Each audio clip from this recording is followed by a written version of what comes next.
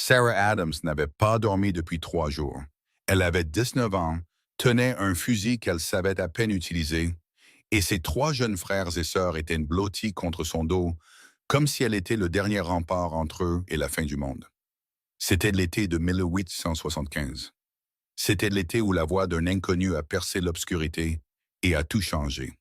Si ce genre d'histoire vous touche au plus profond de vous, abonnez-vous. Restez jusqu'à la fin et laissez le nom de votre ville en commentaire. Je veux voir jusqu'où cette histoire voyagera. La grange sentait le pourri, le vieux foin et quelque chose que Sarah ne pouvait nommer, quelque chose qui s'accrochait au fond de sa gorge chaque fois qu'elle respirait trop profondément. Elle ne lui avait pas encore donné de nom. Elle le ferait plus tard. C'était le désespoir. Il avait une odeur et elle la respirait depuis 11 jours d'affilée. Elle était assise, le dos contre le poteau usé, le fusil sur ses genoux, les yeux fixés sur l'interstice de la porte de la grange, où une fine lame de lumière matinale grise commençait à peine à poindre. Derrière elle, blottis dans un tas de vieilles pailles qu'ils avaient transformées en couchage, se trouvaient ses 3 frères et sœurs. Tommy, âgé de 9 ans, était niché contre le mur, les genoux ramenés contre sa poitrine, sa respiration courte et rapide, comme elle le devenait quand il n'avait pas mangé. À côté de lui, Elisa, 7 ans, avait son bras autour de la petite Clara, à peine 5 ans, qui dormait encore. Ses lèvres étaient entr'ouvertes, son visage la seule chose paisible qui restait au monde, pour autant que Sarah puisse en juger. Elle n'avait pas dormi, elle avait essayé. Chaque fois que ses yeux se fermaient, elle l'entendait à nouveau. Des bottes sur le gravier, des voix basses et méchantes, le bruit d'hommes qui se moquaient de ce qu'ils cassaient tant qu'ils étaient impayés. Leur père était parti depuis 11 jours. Il n'avait pas dit au revoir. Il n'avait pas laissé de mots. Il était sorti de leur ferme avec son chapeau, son manteau et le regard d'un homme qui savait déjà qu'il ne reviendrait pas. Et il était simplement parti. Il avait laissé la porte ouverte derrière lui. Il avait laissé la marmite bouillir sur le poêle. Il avait laissé 4 enfants qui avaient besoin de lui. Et la seule chose qu'il avait laissée derrière lui était une dette si grande qu'elle avait des dents. Sarah avait découvert la dette 3 jours après sa disparition, quand un homme nommé Briggs était arrivé à la ferme avec 2 autres. Il lui avait dit, d'un ton très calme et plat, comme s'il lisait une liste de magasins, que son père lui devait 1 000 $ et que la ferme avait déjà été cédée en garantie. La terre, les animaux, la maison, tout était parti, du moins sur le papier, avant même qu'elle ne sache qu'il y avait un problème. Elle lui avait demandé combien de temps il leur restait. Il avait souri. Ce n'était pas un beau sourire. « Vous avez jusqu'à ce que je décide que j'en ai assez d'attendre », avait-il dit. Et Mademoiselle Adams, je n'attends pas très longtemps. Ils s'étaient enfuis cette nuit-là, emportant ce qu'ils pouvaient porter. Ils avaient atteint la vieille grange Harmon à la lisière nord de la ville, celle qui n'avait pas été utilisée depuis des années et s'y étaient cachés comme des lapins dans un terrier. C'était il y a 8 jours. La nourriture était presque épuisée. Clara avait pleuré pendant 2 jours d'affilée, réclamant leur mère. Leur mère était morte depuis 4 ans, emportée par la fièvre au printemps de 71, et parfois, surtout la nuit, surtout quand Clara pleurait, Sarah sentait son absence comme une blessure qui n'avait pas bien guéri.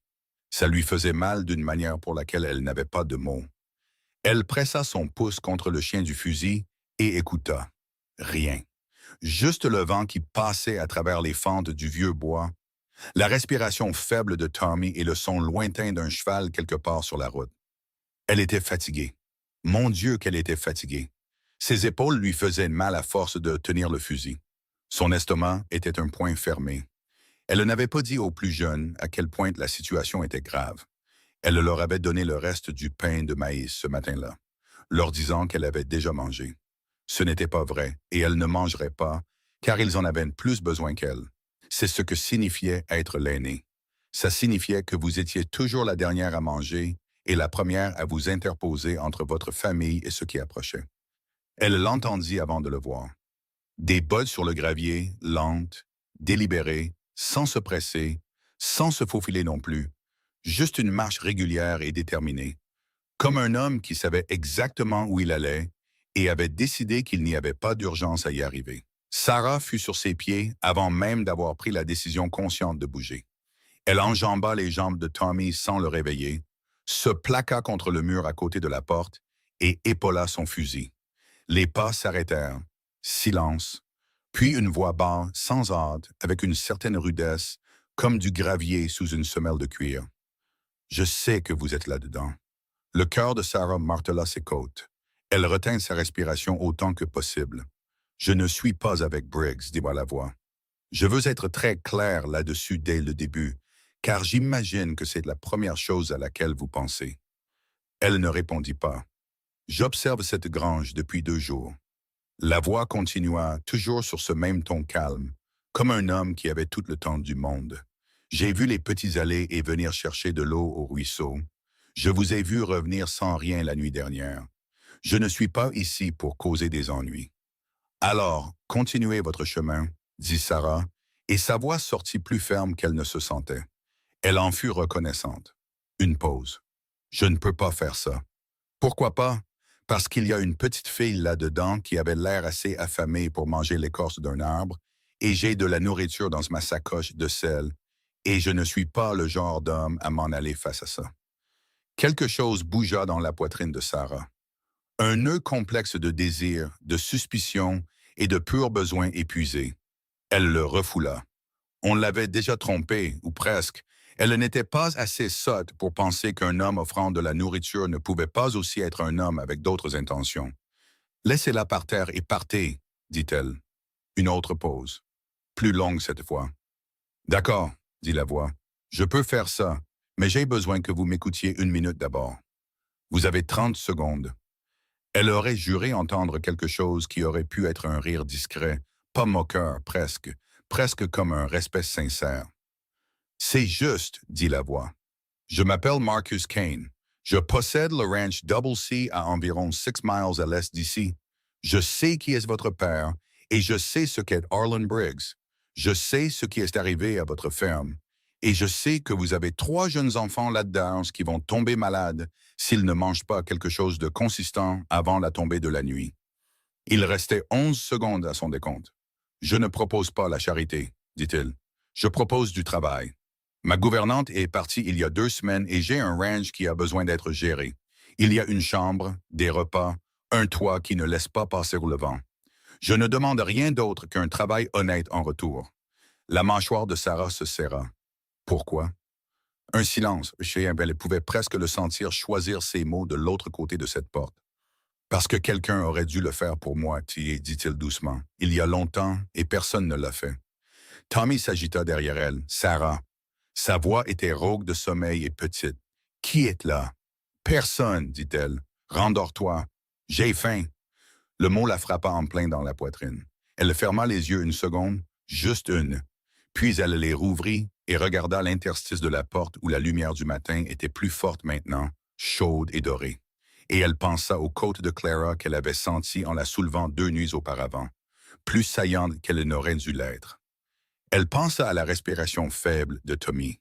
Elle pensa à Eliza, qui ne s'était pas plainte une seule fois, pas une seule, mais qui avait cessé de parler ces 2 derniers jours, comme le font les enfants quand ils sont trop faibles pour s'en donner la peine.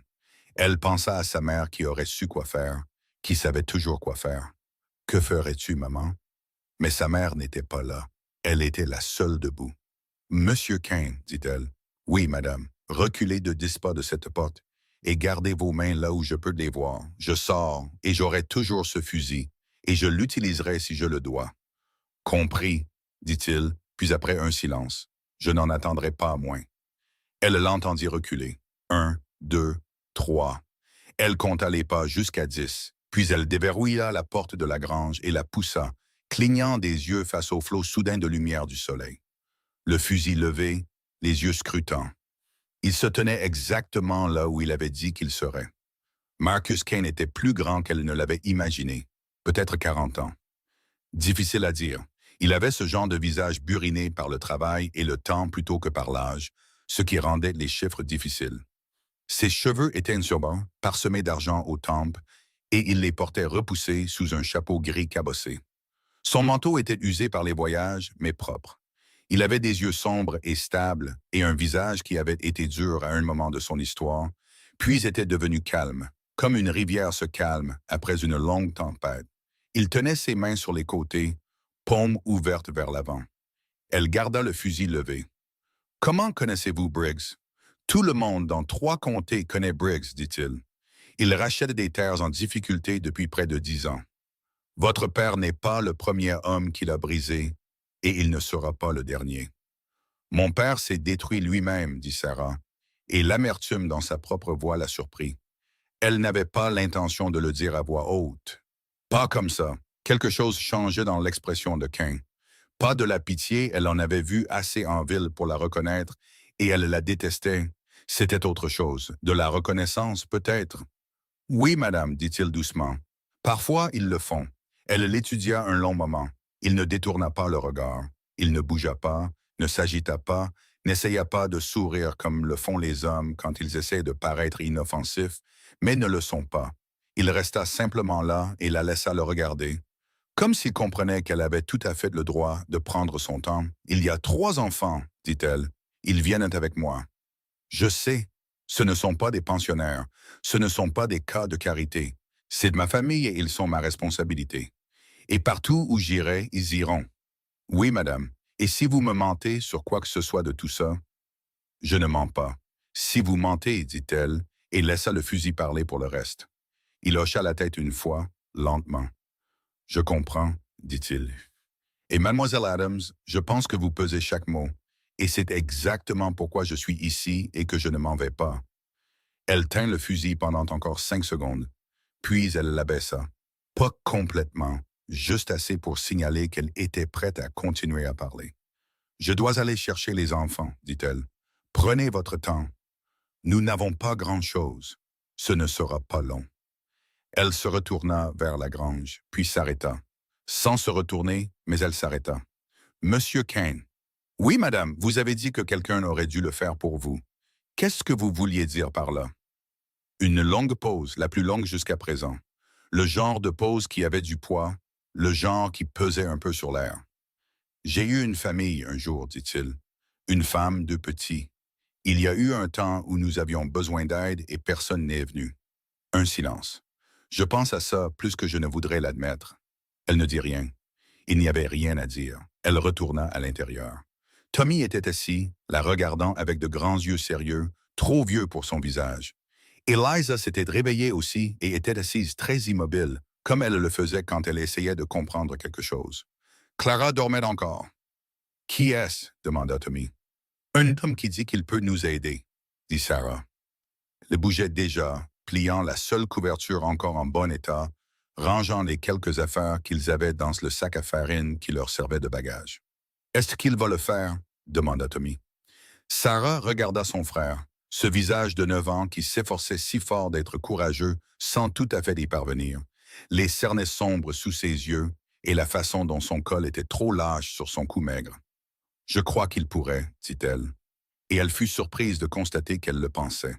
Pas complètement, pas sans réserve, mais assez pour bouger. Elle prit Clara dans ses bras. La petite fille s'agita et cligna des yeux, puis enfouit son visage contre le cou de Sarah sans se réveiller complètement. Elle ne pesait presque rien. « Eliza, prends la main de Tommy, dit Sarah. On y va. » Eliza se leva, tendit la main vers Tommy. Tommy la prit sans se faire prier.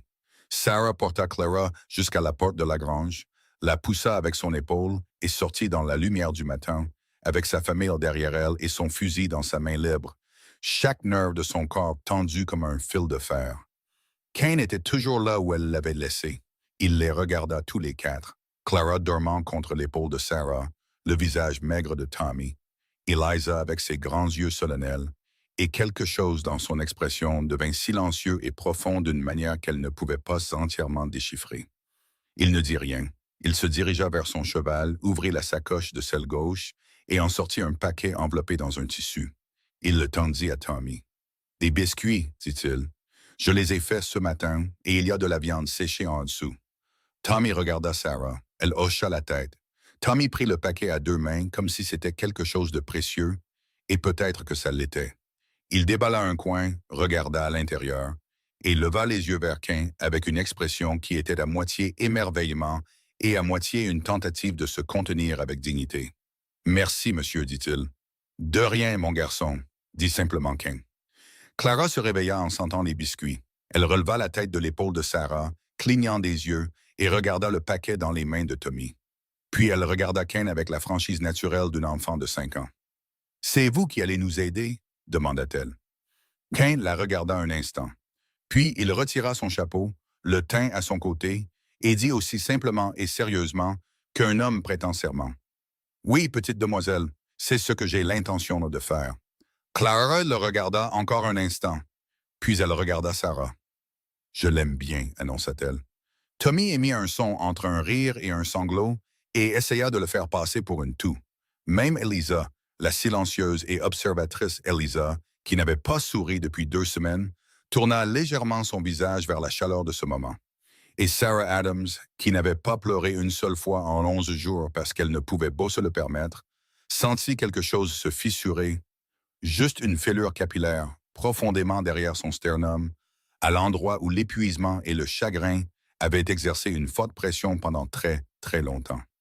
Elle ne pleura pas, mais elle le sentit. Elle ajusta Clara sur sa hanche, raffermit sa prise sur le fusil.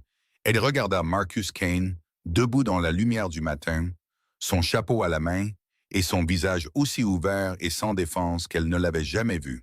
« Très bien, Monsieur Kane, dit-elle. Montrez-nous le chemin. » Il remit son chapeau, se tourna vers son cheval, puis, presque comme une pensée après coup, ou peut-être pas du tout, il s'arrêta et les regarda tous les 4. « Vous allez vous en sortir, dit-il.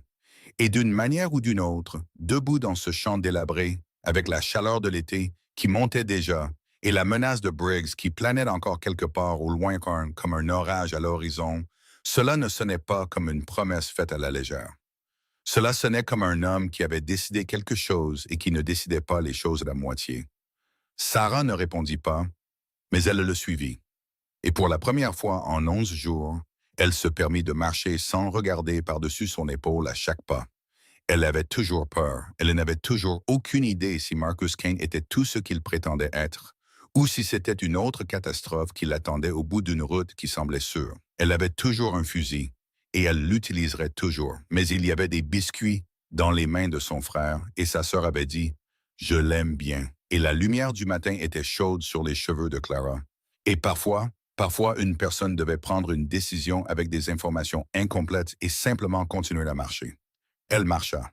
Sa famille marchait à ses côtés. Et à 6 miles à l'est, un ranch qu'ils n'avaient jamais vu les attendait. Et aucun d'eux ne savait encore ce que cela signifierait, ce que cela leur coûterait, ce que cela leur donnerait, ce que cela exigerait de chacun d'eux avant la fin de l'été.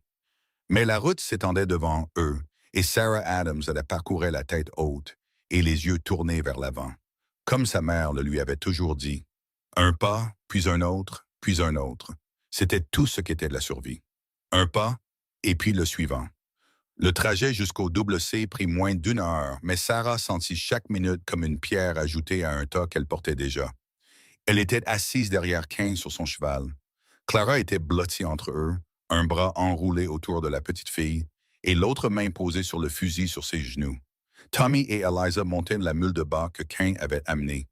Tommy tenant les rênes avec la concentration attentive d'un garçon prétendant l'avoir fait 100 fois auparavant. Ce n'était pas le cas. Leur père avait vendu les chevaux 2 hivers plus tôt. Personne ne parla beaucoup sur la route. Cela convenait à Sarah. Elle utilisait le silence pour réfléchir, retournant Marcus Kane dans son esprit, comme on retourne une pièce de monnaie pour en vérifier des 2 côtés. Il avait dit les bonnes choses. Il avait apporté de la nourriture. Il s'était tenu à 10 pas en arrière et avait gardé les mains ouvertes. Rien de tout cela ne signifiait quoi que ce soit en soi. Les hommes qui voulaient quelque chose de vous étaient souvent très doués pour faire les bonnes choses d'abord. Elle observait sa nuque, la carrure de ses épaules, la façon dont il s'asseyait en selle, droit mais pas raide, à l'aise, d'une manière qui venait des années et non de la performance. Il n'avait pas essayé de faire la conversation, n'avait pas essayé de la charmer ou de la rassurer ou de remplir le silence avec des mots conçus pour qu'elle se sente mieux. Elle appréciait cela plus qu'elle ne pouvait le dire. Quand le ranch apparut, Clara s'agita et leva la tête. « C'est ça, dit Kane. » Clara resta silencieuse un moment, puis avec la sincérité totale d'une enfant de 5 ans. « C'est grand. Ça fera l'affaire, dit-il. Sarah ne dit rien, mais elle regardait, absorbant tout, les clôtures, les dépendances, l'état des choses. Un ranch en activité, un vrai, pas prospère comme certains l'étaient. Pas le genre qui avait une douzaine d'hommes et de la peinture fraîche sur chaque planche, mais solide, entretenu. Le genre d'endroit où quelqu'un rentrait à la maison à la fin de la journée. Le genre d'endroit où elle n'était pas allée depuis 11 jours. Cain descendit de cheval le premier, puis tendit les bras vers Clara avant que Sarah ne puisse protester. La petite fille alla vers lui sans hésitation, cette confiance facile et immédiate que les enfants ont avant que la vie ne leur apprenne le contraire. Il la posa doucement par terre et recula. Sarah descendit seule. Un homme sorti de la grange, peut-être 50 ans, buriné, avec une barbe grise et un strabisme permanent. Il les regarda tous les quatre, puis Cain, et son expression ne changea pas, sauf pour quelque chose qui traversa brièvement ses yeux. « Hall, dit Cain, ce sont les enfants Adams. Ils vont rester ici. » Hall regarda le fusil de Sarah, puis son visage. Puis il hocha la tête, lentement et délibérément, comme un homme qui avait appris il y a longtemps que poser des questions à voix haute coûtait généralement plus cher que ce qu'elle valait. « Je vais préparer la chambre Est, dit-il et retourna à l'intérieur. Sarah regarda Cain. « Il travaille pour vous depuis 12 ans. » Il se dirigea vers la maison. « Venez, gars, je vais vous faire visiter. » La cuisine fut la première pièce qu'il leur fit traverser, et Sarah comprit immédiatement pourquoi. Tommy entra et s'arrêta net, et l'expression sur son visage était la chose la plus honnête qu'elle ait vue depuis des semaines. Une faim brute, ouverte, pas seulement pour la nourriture, mais pour la normalité. Pour l'odeur d'une cuisine qui avait été utilisée ce matin-là, pour la sécurité particulière d'une pièce qui n'existait que pour nourrir les gens. Eliza se serra contre Tommy sans dire un mot. Cain tira une chaise à la table de la cuisine. « Asseyez-vous, dit-il, sans méchanceté. Vous tous, je vais préparer quelque chose. Vous cuisinez? » La question était sortie de la bouche de Sarah avant qu'elle ait décidé de la poser. Il était déjà au poêle. « Je cuisine ce que je dois cuisiner. » Il lui jeta un regard. « Vous n'avez pas à rester dans l'embrasure de la porte, mademoiselle Adams. » Elle n'avait pas réalisé qu'elle le faisait, debout sur le seuil avec le fusil et le dos à moitié tourné, un pied pointant toujours vers la sortie. Vieille habitude, nouvelle habitude, plus précisément. 8 jours dans une grange faisaient des choses aux instincts d'une personne. Elle entra, elle s'assit, elle garda le fusil sur ses genoux sous la table, car certaines habitudes ne valaient pas la peine d'être rompues pour l'instant. Clara grimpa sur la chaise à côté d'elle et posa immédiatement sa tête sur la table. Et Sarah réalisa que la petite fille était déjà à moitié endormie. Elle avait mangé 2 biscuits sur la route et avait apparemment décidé que la crise était terminée. 5 ans et absolument certaine que Sarah gérerait tout ce qui suivrait. Cette certitude pesait lourd. Cain cuisina en silence. Des œufs, du porc salé, des biscuits réchauffés sur le fer. Et quand il posa les assiettes, Tommy mangea avec l'intensité concentrée d'un enfant qui avait appris à ne pas gaspiller une seule bouchée. Et Eliza suivit son exemple. Et Clara se réveilla assez pour manger machinalement avant que ses yeux ne commencent à se fermer à nouveau. Sarah ne toucha pas son assiette. Cain s'assit en face d'elle. Il regarda l'assiette intacte, puis elle. « Vous comptez manger ou vous comptez monter la garde? »« Les deux, dit-elle. Quelque chose bougea au coin de mes bouches. C'est juste. Il poussa l'assiette d'un demi-pouce plus près. Mangez d'abord. Rien ne passera par cette porte dans les 10 prochaines minutes. Elle le regarda un instant. Puis elle prit de la fourchette. La nourriture était simple et c'était de la meilleure chose qu'elle ait goûtée en 2 semaines. Et elle la mangea sans le dire, car elle ne se faisait pas confiance pour le dire sans que quelque chose d'autre ne sorte avec les mots. Un son qui avait accumulé de la pression derrière ses dents depuis 11 jours. Elle avait presque fini quand Cain parla. « Je dois vous dire quelque chose à propos de Briggs, dit-il, et je veux que vous m'écoutiez sans remettre la main sur ce fusil. » Sarah posa la fourchette. Elle ne mit pas la main sur le fusil, mais elle remarqua qu'il avait repéré où il était, ce qui signifiait qu'il l'avait surveillé, ce qui signifiait qu'il était prudent d'une manière qui pouvait être soit digne de confiance, soit dangereuse. « Dites-moi, dit-elle, il est passé par ici il y a 2 jours. » La pièce devint très silencieuse. Tommy leva les yeux. Eliza m'arrêta de manger. « Il savait que vous étiez dans la région. Cain dit que les nouvelles voyagent vite dans ce comté. Il ne savait pas encore pour la grange, mais il posait des questions. Il soutint son regard. Il m'a dit que si je tombais sur l'un des enfants Adams, je devais lui envoyer un message. Il a dit qu'ils étaient sous sa protection. Le mot protection atterrit dans la pièce comme quelque chose de jeté avec force. Sous sa protection, répéta Sarah. C'est le mot qu'il a utilisé. Qu'est-ce que vous lui avez dit? Je lui ai dit que je n'avais vu aucun enfant et que je ne m'attendais pas à en voir. Il fit une pause. Je ne mentais pas quand je l'ai dit. Je ne vous avais pas encore vu. Elle l'étudia. Et maintenant, vous m'avez vu. Maintenant, je vous ai vu. Alors, qu'est-ce qui change? Rien ne change, dit-il simplement et directement, comme un homme lisant une page qu'il avait déjà écrite. Vous êtes ici. Vous restez. Ce que Briggs en pense, c'est son affaire. Tommy posa sa fourchette. Il regardait Kane avec ses yeux vieux avant l'heure. Est-ce que ça veut dire qu'il va venir ici? Kane regarda le garçon sans ciller. C'est possible, dit-il. Je ne vais pas te mentir à ce sujet, mon garçon. Tommy, dit Sarah, et sa voix sortit ferme, ce qui était une sorte de miracle. Emmène tes sœurs dehors, restez près de la maison.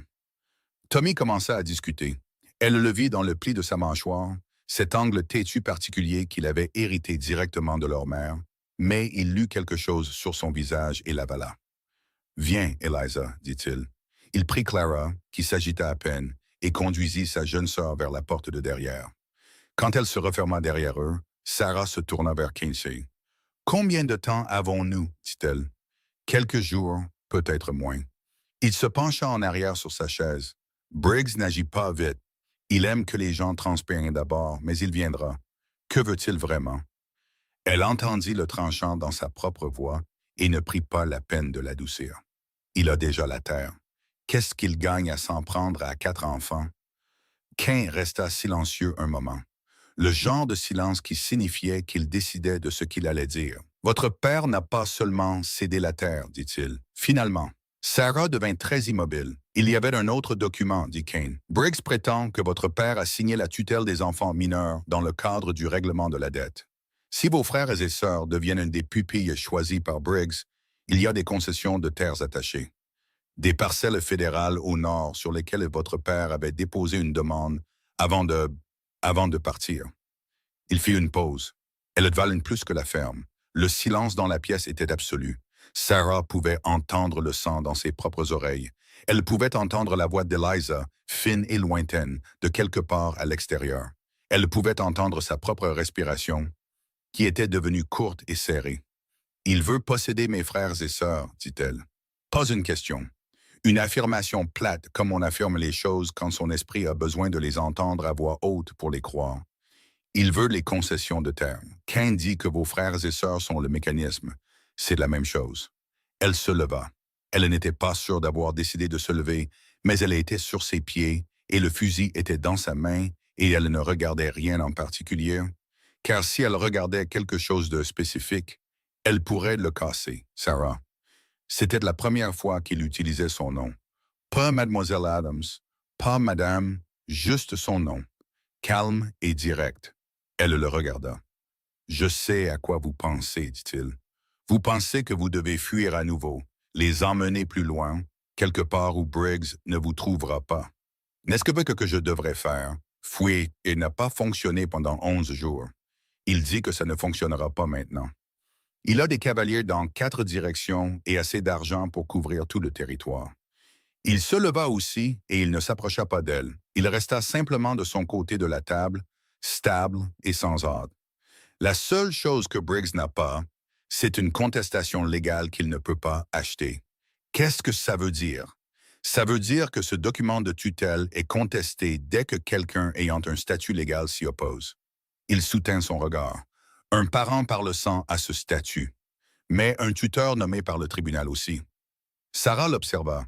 « Qu'est-ce que vous voulez dire, Monsieur Kane? » « Je dis qu'il y a des moyens de combattre cela qui ne nécessitent pas de fuir. » Il le dit avec précaution, sans insister, juste en l'exposant comme une carte et en la laissant la regarder. Mais cela prend du temps et vous oblige à rester au même endroit assez longtemps pour que la loi rattrape ce que Briggs a fait. La loi dans ce comté est dans la poche de Briggs. Elle dit que tout le monde le sait. Pas le juge du circuit fédéral. Kane dit qu'il passe dans 6 semaines. 6 semaines. 6 semaines semblaient être une vie entière. 6 semaines semblaient être une éternité à rester au même endroit pendant qu'un homme comme Briggs se rapprochait. Vous feriez ça, dit-elle lentement. Vous prendriez ça en charge pour des enfants que vous avez rencontrés ce matin. Il ne répondit pas immédiatement. Il regarda la table un moment, et quand il releva les yeux, son visage était devenu très calme. De cette manière qu'elle avait remarqué auparavant, cette immobilité qui n'était pas du vide, mais quelque chose de plus lourd. Comme un lieu qui avait traversé quelque chose et en était sorti changé. Ma fille aurait eu l'âge de Clara, dit-il. Sarah ne bougea pas. Ma femme et mes 2 enfants sont morts il y a 4 ans. Sa voix était égale. Le genre d'égalité qui n'est pas facile. Le genre qui a été travaillé, construit sur une longue période à partir de quelque chose qui avait été très inégal auparavant. La fièvre a emporté la petite au printemps. Ma femme et mon fils aîné, il y a eu un accident. C'était rapide. Il s'arrêta. J'avais des gens vers qui j'aurais pu me tourner. Il dit après, des gens qui auraient dû se manifester. Personne ne l'a fait. Il la regarda directement. Je ne cherche pas de la sympathie. Je vous dis pourquoi j'ai observé cette grange pendant 2 jours au lieu de passer devant. Sarah resta très immobile un long moment. Puis elle se rassit. Elle posa le fusil sur la table, ne le pointant sur rien, le posa simplement là, entre eux, comme une chose qu'elle était prête à poser pour l'instant. 6 semaines, dit-elle, 6 semaines. Et d'ici là, vous travaillez. Les enfants sont en sécurité ici. Hall ne parle pas. Les hommes que j'ai sont loyaux et aucun d'eux ne doit rien à Briggs. Il se rassit aussi, en miroir. Une chose subtile, peut-être pas délibérée, mais elle le remarqua. Et quand Briggs viendra, et il viendra, nous ne fuyons pas. Nous restons. C'est facile à dire, dit Sarah. Oui, madame, c'est vrai. Il ne fit pas semblant du contraire, mais c'est aussi la vérité. Elle le regarda longuement, assez longtemps pour qu'un autre homme se soit agité, ait détourné le regard ou ait essayé de combler le silence. Il ne le fit pas. Il la laissa simplement le regarder, de la même manière qu'il l'avait fait à la grange, comme s'il comprenait qu'elle avait besoin de le voir clairement et que la meilleure chose qu'il pouvait faire était de rester immobile. Je devrais tout savoir sur ce document de tutelle, dit-elle finalement. Chaque mot, vous savez. Je devrais savoir ce qu'il peut légalement faire et ce qu'il ne peut pas. Et j'aurais besoin, elle s'arrêta. De quoi, dit-il. J'aurais besoin que vous ne fassiez pas de promesses que vous ne pouvez pas tenir, dit-elle doucement. Les enfants font confiance rapidement. Clara surtout. Je ne peux pas les voir faire confiance à quelqu'un et ensuite que cette personne...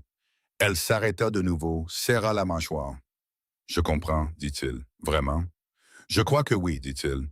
Et je pense que vous surveillerez chaque jour pour vous assurer que je m'y tiens, ce qui est exactement ce que je voudrais que vous fassiez. Elle ne s'attendait pas à ça. Elle ne s'attendait pas à ce qu'il lui donne l'autorité si clairement, sans hésitation, sans les petits ajustements défensifs que les hommes font habituellement quand une femme leur dit qu'elle va faire attention. Elle reprit la fourchette. Il y avait encore de la nourriture dans l'assiette. Je commencerai ce qu'il y a à faire dans la maison demain matin, dit-elle. Aujourd'hui, les enfants ont besoin de repos. D'accord. Et Monsieur Kane? Oui, madame. Elle le regarda par-dessus la table. Si vous savez où est mon père, si vous avez la moindre idée, je veux le savoir. Le silence qui suivit était différent des autres, plus lourd, plus spécifique. Kane regarda la table, puis de nouveau elle. J'ai un soupçon, dit-il lentement, mais je n'ai pas de preuves, et je ne vous dirai pas un soupçon comme si c'était un fait. Dites-moi le soupçon. Pas encore, dit-il fermement, mais sans cruauté. Donnez-moi un jour ou 2 pour vérifier quelque chose d'abord. Je ne veux pas vous envoyer sur une fausse piste. Sarah sentit la pointe de frustration dans sa poitrine, chaude et vive. Elle la refoula. Un jour, dit-elle. 2, dit-il. Elle le regarda. Il la regarda en retour. 2, dit-elle. Et cela semblait absurdement être la première négociation entre égaux qu'elle ait eue depuis aussi longtemps qu'elle pouvait s'en souvenir. Sa mère disait que c'était comme ça qu'on savait si une personne valait la peine de parler, si elle négociait honnêtement ou essayait de truquer les cartes. Jusqu'à présent, Marcus Kane négociait honnêtement. Elle se leva, prit le fusil, se dirigea vers la porte de derrière. Elle avait la main sur le cadre, quand sa voix vint de derrière elle. « Mademoiselle Adams », elle s'arrêta sans se retourner. « Vous avez bien agi pour eux, dit-il. Ces 11 jours, quoi que vous portiez à ce sujet, vous avez bien agi pour eux. » Elle resta dans l'embrasure de la porte, le dos tourné vers lui. pendant 3 secondes complètes. Puis elle sortit dans la chaleur de midi, là où ses frères et sœurs étaient assis à l'ombre de la maison. Et elle s'assit à côté de Clara et passa son bras autour de la petite fille, et elle ne dit pas un mot, et pendant un long moment, elle se laissa simplement être immobile. Tommy la regardait. « Ça va? » demanda-t-il. Elle pensa aux documents de tutelle, à Briggs se dirigeant vers eux de quelque direction que ce soit. À 6 semaines et un juge fédéral et un homme avec des enfants morts qui observait des granges pendant 2 jours par quelque chose qui n'était pas de la charité, mais qui s'en approchait suffisamment pour que la différence n'ait peut-être pas d'importance. « Pas encore, dit-elle, mais ça pourrait l'être. » Tommy hocha la tête de cette manière lente et sérieuse. Puis il s'appuya contre son épaule. Ce garçon qui essayait si fort d'être l'homme de la famille, qui avait porté plus que n'importe quel enfant de 9 ans ne devrait le faire. Et elle sentit son poids chaud et réel. Elle ne baissa pas sa garde. Elle n'était pas faite pour le faire rapidement, et elle ne se faisait pas confiance pour le faire du tout en ce qui concernait Kane. Mais elle laissa Tommy s'appuyer, et elle garda les yeux sur l'horizon, et elle inspira et expira dans la chaleur de l'été, et elle attendit. Derrière elle, quelque part à l'intérieur de la maison, elle entendit les pas réguliers de Hall traverser la cuisine. Le son ordinaire d'un après-midi ordinaire dans un ranch où quelqu'un rentrait à la maison à la fin de la journée. C'était le sentiment le plus dangereux du monde. Elle pensa le sentiment d'être presque en sécurité, car presque en sécurité signifiait que vous aviez à nouveau quelque chose à perdre. Et elle avait passé 11 jours à se convaincre qu'elle n'avait plus rien à perdre. Elle s'était trompée. Elle avait porté tout ce qui comptait depuis le début, et en ce moment, s'était pressée contre son flanc, respirant lentement dans la chaleur de l'été, lui faisant confiance comme seuls les enfants et les imbéciles font confiance, complètement, sans réserve, sans aucune de l'armure que la vie ne leur avait pas encore appris à mettre. Clara leva la main et posa sa petite main sur celle de Sarah. Sarah la serra. L'horizon resta vide pour l'instant. 3 jours passèrent au double C et Sarah passa chacun d'eux à attendre que le couperet tombe. Elle travaillait. C'était ainsi qu'elle gérait. Elle travaillait dès que le ciel devenait gris sur les bords jusqu'à ce qu'il redevienne gris de l'autre côté. Et pendant que ses mains étaient occupées, son esprit restait près du sol, là où il devait être, concentré sur le spécifique et l'immédiat plutôt que sur le vaste et le terrifiant. Elle nettoya la cuisine. Elle raccommoda les rideaux de la chambre est où dormaient les enfants. Elle aida Hall à nourrir les bêtes, et elle ne demanda pas d'aide pour le faire. Et s'il remarqua qu'elle portait plus qu'une femme de sa taille ne devait porter, il eut le bon sens de ne rien dire. Kane était levé avant elle chaque matin. Elle le découvrit le 2e jour, quand elle descendit dans le noir et trouva le café déjà fait et la porte de derrière ouverte. Elle était restée là un moment, tenant son fusil et regardant la porte ouverte. Puis elle s'était versé une tasse et était allée se tenir dans l'embrasure de la porte. Et il était là, à 30 pieds de là, debout près de la clôture, regardant vers l'est. Elle n'avait rien dit. Lui non plus. Ils étaient restés comme ça jusqu'au lever du soleil. C'était devenu une habitude qu'elle n'examinait pas de trop près. Les enfants s'installèrent avec une rapidité qui l'effrayait un peu. Clara avait décidé le premier jour que le chat de la grange, un animal maigre, gris et indifférent nommé Smoke, lui appartenait et passait la plupart de son temps à le suivre sur la propriété, lui parlant dans un murmure constant que le chat tolérait avec la dignité stoïque d'un animal qui avait vécu pire. Tommy s'était attaché à Hall avec l'intensité particulière d'un garçon qui avait besoin de faire quelque chose de ses mains. Et Hall, qui parlait apparemment la même langue, l'avait mis au travail dans la grange avec le respect direct d'un homme qui ne faisait pas beaucoup de distinction entre le travail de garçon et le travail d'homme quand il y avait une paire de mains volontaires disponibles. Eliza était celle que Sarah surveillait. Eliza, qui avait 7 ans et ne disait presque rien, qui observait tout avec ses grands yeux immobiles, qui avait commencé le 2e jour à suivre Kane à distance, pas assez près pour être remarquée. Du moins, c'est ce qu'elle pensait. Mais Sarah le remarqua. Elle regarda sa petite sœur suivre Kane à travers la cour à 10 pieds de distance, ne parlant jamais, n'attirant jamais l'attention sur elle, juste présente, comme une petite ombre qui avait décidé que cet homme particulier valait la peine d'être suivi. Le 3e soir, Sarah vit Kane s'arrêter au milieu de la cour, se retourner et regarder Eliza directement. Eliza se figea. Kane s'accroupit à son niveau. Sarah était trop loin pour entendre ce qu'il disait, Mais elle observa le visage d'Eliza, ce visage prudent et gardé, traverser quelque chose de compliqué. Puis Eliza fouilla dans sa poche et lui tendit quelque chose. Un bouton, en laiton à en juger par son apparence, probablement d'un des vieux manteaux de leur père. Quelque chose qu'elle portait depuis Dieu sait combien de temps. Cain le prit, le regarda sérieusement avec toute la gravité que le moment méritait. Il dit quelque chose. Eliza sourit presque. Sarah se détourna avant de pouvoir en voir plus. Il y avait une oppression dans sa poitrine qu'elle ne se sentait pas capable de nommer. Cette nuit-là, elle se dit à nouveau, « Sois prudente, sois reconnaissante, mais sois prudente. » Les hommes pouvaient être décents pendant 3 jours. 3 jours, ce n'était rien. 3 jours ne vous aiment pas qui était une personne quand les choses devenaient difficiles, quand il y avait un coût attaché, quand la chose décente devenait la chose coûteuse. Elle se disait encore cela le matin du 4e jour, quand Hall revint de la route et dit sans inflexion particulière. Un cavalier arrive, on dirait un homme de Briggs. Sarah fut sur ses pieds avant qu'il ait fini sa phrase. Cain était déjà à la fenêtre. Elle traversa pour se tenir à côté de lui et regarda dehors. Un cavalier arrivant lentement, le genre de lenteur qui était un message en soi. Pas prudent, mais délibéré. Regardez comme je ne suis pas pressé. Regardez comme je suis peu inquiet de ce que vous ferez. C'est Decker, dit Cain, le contremaître de Briggs. Que veut-il? Regardez autour de lui. Cain dit, pour faire savoir à Briggs si ce qu'il a entendu est vrai. Il recula de la fenêtre. Sa voix était égale. Montez à l'étage. Emmenez les enfants, je ne monte pas à l'étage. Il la regarda. S'il me voit me cacher, ça lui dit quelque chose. Elle dit, je ne me cache pas. Un silence, puis il hocha la tête une fois. Restez près de moi et laissez-moi parler. Je vous laisserai commencer à parler, dit-elle. Quelque chose bougea dans son expression qui était presque un sourire. Decker entra dans la cour avec 2 hommes derrière lui.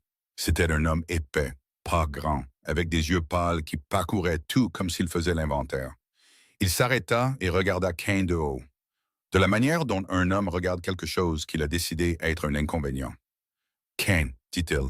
Decker. » Cain se tenait à l'aise, les pouces accrochés à sa ceinture. « Je peux faire quelque chose pour vous? » Les yeux pâles de Decker trouvèrent Sarah. Ils y restèrent un instant de trop. « Monsieur Briggs vous envoie ses salutations, » dit Decker, toujours en regardant Sarah. « Il a entendu dire qu'il pourrait y avoir des veaux égarés qui se sont aventurés sur votre propriété. Il voulait que je vérifie. »« Pas d'égarés ici, » dit Cain. « Vraiment. » Les yeux de Decker se déplacèrent vers la maison. La porte, la fenêtre où l'estomac de Sarah se noua, Clara se tenait le visage pressé contre la vitre, regardant dehors avec de grands yeux curieux. Decker la vit. La main de Sarah se resserra sur le fusil. « C'est une jeune, » dit Decker. « Quel âge a-t-elle? Et vous dites... »« C'est ma pupille, » dit Cain. Les mots sortirent plats et immédiats. Pas d'hésitation, pas de préparation, juste une déclaration plantée dans le sol comme un poteau de clôture. Tous les 4 le sont. J'ai déposé les papiers à Carlson il y a 2 jours. La cour devint très silencieuse. Sarah garda son visage impassible par pure force de volonté. Il y a 2 jours. Il l'avait fait il y a 2 jours, le premier jour ou presque, et il ne le lui avait pas dit. Elle comprit dans le même souffle pourquoi il ne l'avait pas fait. Parce qu'elle aurait discuté, parce qu'elle aurait eu besoin d'être convaincue, parce qu'il avait pris une décision avec le temps qu'il avait et avait passé les 2 jours qu'elle lui avait donnés à faire ça au lieu de chercher son père. Elle y penserait plus seule. Pour l'instant, Decker observait Cain avec ses yeux plats et pâles. « C'est une affirmation audacieuse, » dit Decker lentement. « C'est une affirmation légale, » dit Cain. « Le tribunal de circuit le confirmera quand le juge Harlan passera. Toute documentation que M. Briggs possède concernant ses enfants est secondaire à un dépôt de tutelle antérieur. » Il fit une brève pause. « Vous devriez peut-être le lui faire savoir avant qu'il ne fasse un voyage ici inutilement. » Decker réfléchit à cela un moment. Un des hommes derrière lui s'agita sur sa selle. « Monsieur Briggs, » dit Decker, « n'apprécie pas que les gens se mêlent de ses affaires. »« Les affaires de Monsieur Briggs s'arrêtent à la limite de ma propriété, » dit Cain. « Dites-lui que je l'ai dit. » Decker regarda Sarah une dernière fois. Ce n'était pas un regard menaçant, exactement. C'était le genre de regard qui vous cataloguait, vous classait, disait Je vous reconnaîtrai. Qui êtes-vous? Dit-il. Sarah Adams, dit-elle. Elle ne détourna pas le regard. Et ce sont mes frères et sœurs à l'intérieur de cette maison. Adams, il le dit comme s'il le goûtait.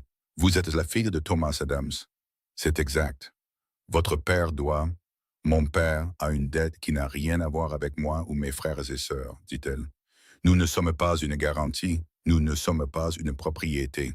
Et quiconque a dit le contraire à M. Briggs est soit un menteur, soit un imbécile. Et vous pouvez lui dire que je l'ai dit aussi. Le silence qui suivit était du genre que l'on pouvait sentir sur sa peau. Decker la regarda pendant 3 secondes complètes. Puis il fit demi-tour avec son cheval, ces 2 hommes le suivirent, et ils sortirent de la cour sans un autre mot. Dès qu'ils eurent franchi la clôture, Sarah laissa échapper un souffle qui était resté dans sa poitrine pendant les 3 dernières minutes. Tommy sortit en trombe de la porte d'entrée. « Sont-ils partis? Que s'est-il passé? » Je regardais d'en haut. « Ils sont partis, dit Sarah. Est-ce que M. Cain les a rembarrés? »« Nous l'avons fait tous les deux, dit-elle. » Tommy regarda Cain avec une expression d'adoration à peine contenue que Sarah trouva à la fois touchante et alarmante. « C'était quelque chose, dit-il avec une formidable autorité de 9 ans. « Rentre à l'intérieur, Tommy, dit-elle. » Il y alla à contre-cœur, jetant un dernier regard admiratif par-dessus son épaule. Dès que la porte se referma, Sarah se tourna vers Cain. « Vous avez demandé la tutelle, dit-elle. « C'est exact. Sans me le dire. Vous m'avez donné 2 jours pour vérifier quelque chose. J'ai vérifié 2 choses. » Il soutint son regard sans s'excuser. « Je vous l'aurais dit ce soir. » Elle sentit le poids de cela, la chose qu'il avait faite sans demander. La façon dont cela venait de fonctionner, la façon dont elle ne pouvait pas être entièrement en colère à ce sujet, et le malaise que cela lui causait. « Vous auriez dû me demander, dit-elle. »« Oui, acquiesça-t-il immédiatement et directement. »« J'aurais dû. Vous avez raison. » Il fit une pause. « Mais si je vous avais demandé il y a 2 jours, avant que vous ayez eu le temps de dormir, de manger et de voir que j'allais tenir ma parole, vous auriez dit non. » Elle voulait contester cela. Elle ne le pouvait pas tout à fait. « C'est un document légal, dit-il. Ça ne change rien dans cette maison. Ça donne aux enfants une protection en vertu de la loi. Il peut être dissous lorsque la menace de Briggs aura disparu. » Il dit la dernière partie avec précaution, comme un homme exposant quelque chose clairement parce qu'il comprenait qu'elle avait besoin d'en voir les contours.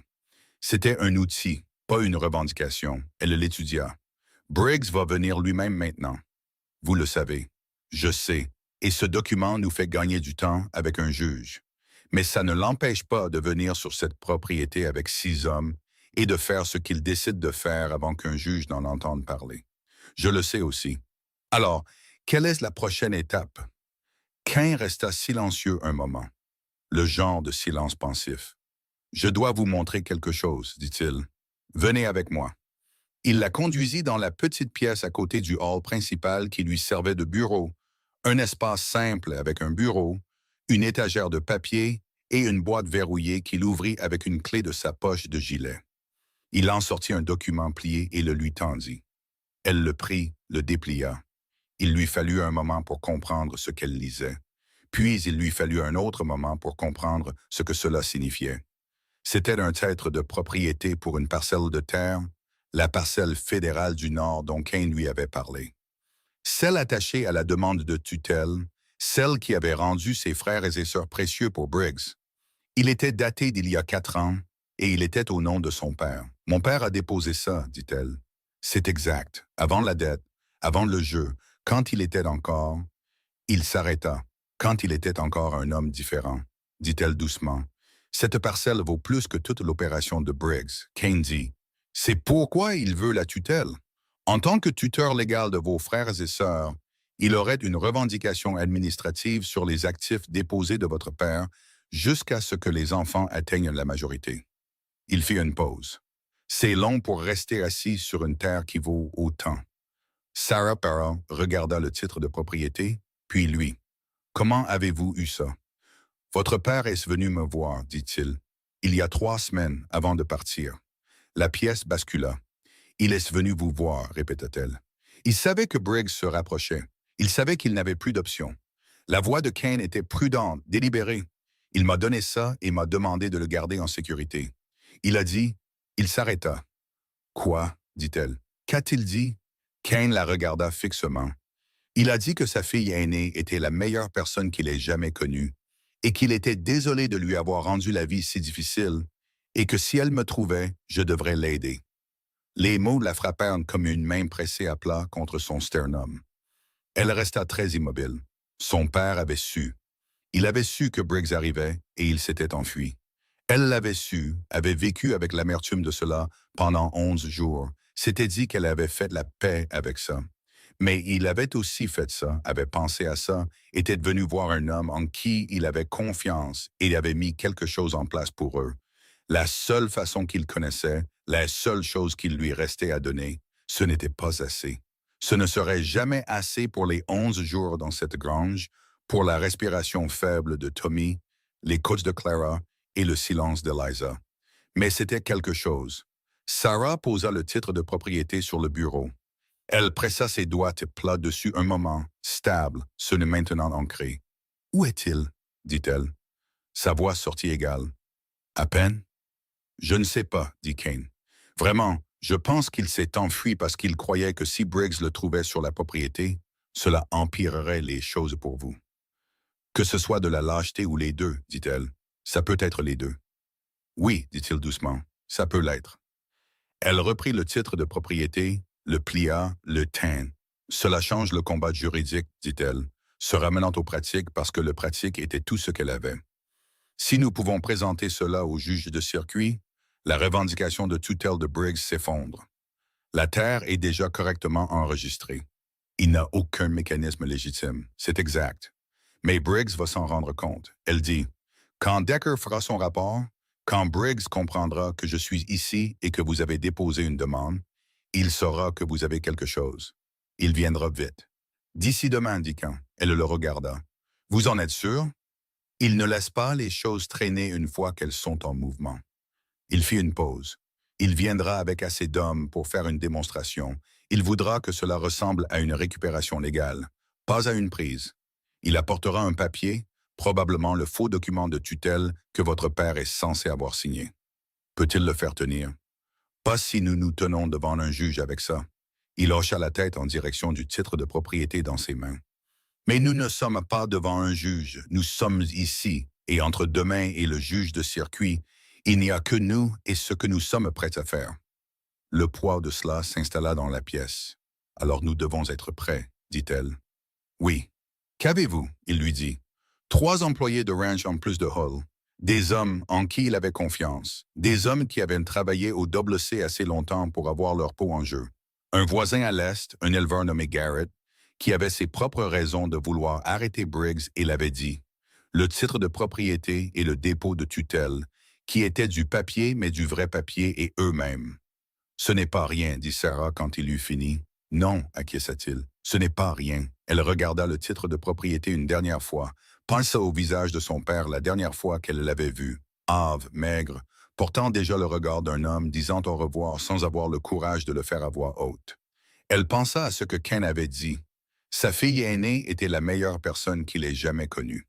Elle plia soigneusement le titre de propriété et le tendit à Kane. « Remettez-le sous clé, dit-elle. Je ne le laisserai nulle part où les hommes de Briggs pourraient le trouver. » Il le prit, verrouilla la boîte, la regarda. « Vous n'avez pas peur, dit-il. Ce n'était pas une question et ce n'était pas tout à fait de l'admiration non plus. C'était quelque chose de plus proche de la reconnaissance, comme un homme qui avait passé du temps avec la peur et pouvait faire la différence entre quelqu'un qui ne la ressentait pas et quelqu'un qui l'utilisait. « Je suis terrifiée, dit-elle simplement. Mais je n'ai pas le luxe de le montrer. » Elle se dirigea vers la porte. « Dites-le à vos hommes ce soir. Je veux que tout le monde sache ce qui arrive avant que ça n'arrive. » D'accord. Elle s'arrêta dans l'embrasure de la porte, se retourna une fois de plus et elle le regarda. Cet homme qu'elle connaissait depuis 4 jours. Cet homme en qui son père avait confiance pour la dernière chose qu'il avait à donner. Cet homme qui s'accroupissait au niveau d'Eliza et prenait un bouton en laiton avec la gravité qu'il méritait. « Monsieur Kane, dit-elle. « Marcus, dit-il. » Et c'était calme, et ce n'était pas une exigence, juste une offre, une porte laissée ouverte. Elle le regarda un moment. « Marcus, dit-elle, et elle entendit le changement d'elle-même. Quelque chose de petit et de significatif. Une ligne franchie qui ne pouvait pas tout à fait être défranchie. Quoi qu'il arrive demain, merci pour tout ça. Il soutint son regard. Ne me remerciez pas encore, dit-il doucement. Passons d'abord la journée de demain. Elle hocha la tête une fois. Elle alla trouver ses frères et sœurs. Tommy était dans la cuisine, aidant Hull avec le repas du soir, posant des questions surtout avec la curiosité implacable d'un garçon qui avait décidé d'apprendre le plus possible sur le plus de choses possibles. Clara était sur les marches arrière avec Smoke, qui lui avait apparemment pardonné l'offense matinale qu'elle avait commise, et tolérait maintenant d'être tenue avec la patience résignée d'une très vieille lame. Eliza était assise à la table de la cuisine, et quand Sarah entra, elle leva les yeux et scruta son visage avec ses yeux calmes et perspicaces.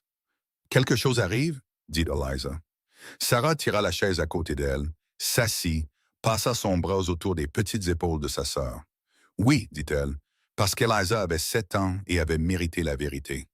Mais nous allons être prêts. » Eliza se pencha contre elle, ne dit rien, se pencha simplement. Tommy regarda depuis le poêle et Sarah le vit enregistrer le bras autour d'Eliza, le mot « prêt », et elle le regarda redresser sa colonne vertébrale d'un demi-pouce et se retourner vers ce qu'il faisait avec une nouvelle détermination dans la mâchoire. 9 ans et apprenant déjà à porter des choses. Elle allait arranger ça un jour. Elle allait lui rendre l'enfance qu'il avait passée à se contenir pour elle. Elle allait le faire, mais pas ce soir. Ce soir, elle s'assit avec Eliza et regarda la lumière d'été s'estomper par la fenêtre. Et elle écouta Clara chanter quelque chose de faux et de doux à un chat qui n'avait pas particulièrement envie qu'on lui chante une chanson. Et elle s'accrocha à la seule chose qu'elle ait jamais eue qui valait la peine d'être tenue. Et elle pensa à Briggs se dirigeant vers eux dans l'obscurité. Et elle pensa à Marcus Kane enfermant un titre de propriété dans une boîte et disant « Passons d'abord la journée de demain. » Et elle se prépara. Il arriva à midi. Sarah entendit les chevaux avant que quiconque ne dise un mot. Elle était dans la cuisine et elle les entendit, pas un ou deux mais plusieurs, le rythme particulier d'un groupe de cavaliers se déplaçant ensemble avec un but. Et elle posa la tasse dans sa main, prit le fusil sur la table et se dirigea vers l'avant de la maison sans se presser, car se presser était une chose que l'on faisait quand on ne s'était pas préparé, et elle avait passé toute la nuit dernière à se préparer. Kane était déjà sur le porche.